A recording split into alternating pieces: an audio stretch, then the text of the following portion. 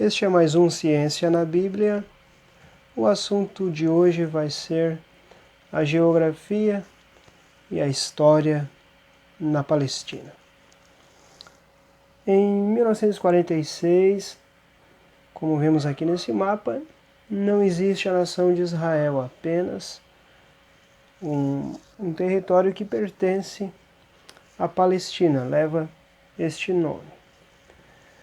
Bom, para entendermos melhor o que acontece, é preciso voltar um pouquinho para entendermos a diáspora judaica.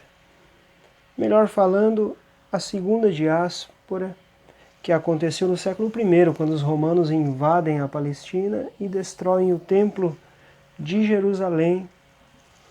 E no século seguinte destroem a cidade e acontece uma dispersão da nação de Israel. Os judeus são tirados do seu território e espalhados por todos os lugares do mundo.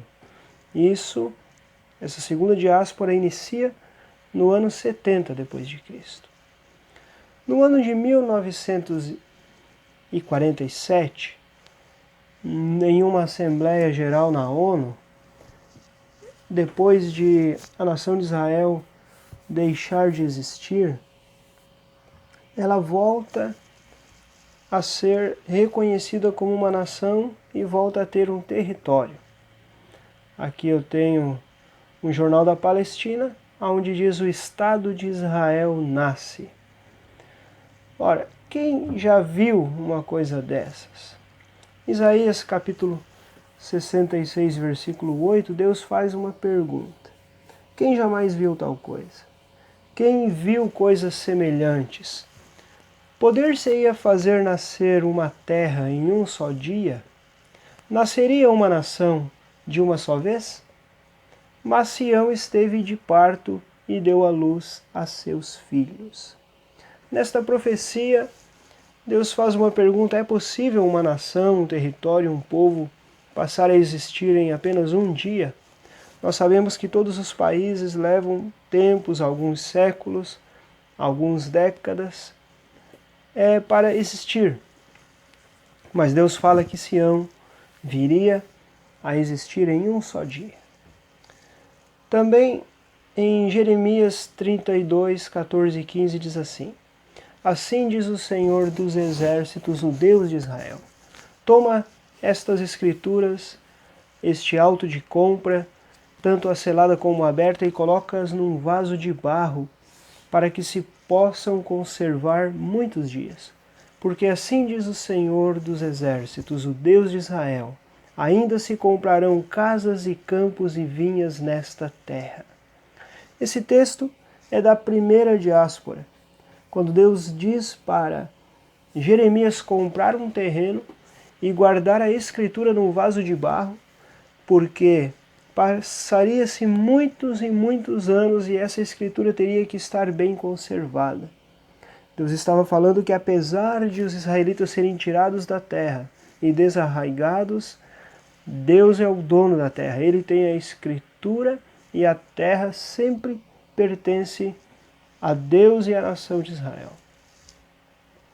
Em Jeremias 29 e 14 temos o seguinte versículo: serei achado de vós, diz o Senhor, e farei voltar os vossos cativos, e congregar-vos-ei de todas as nações e de todos os lugares para onde vos lancei, diz o Senhor, e tornarei a trazer-vos do lugar de onde vos transportei.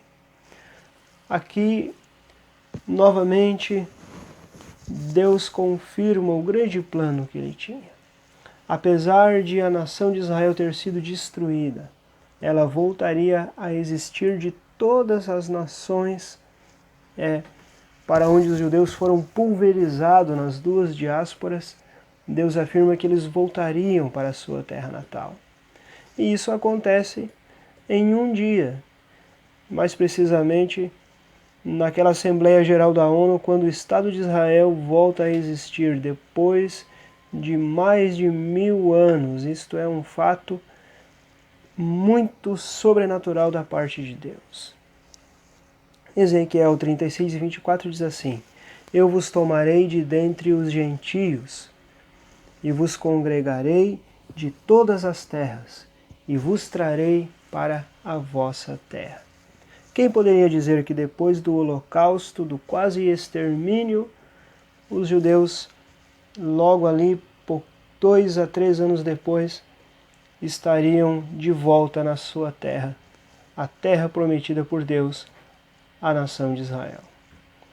A Bíblia não é um livro científico, ela fala da história da salvação do homem, mas ela também contém muitos fatos científicos, históricos, que vêm comprovar que a Bíblia é também um livro sobrenatural.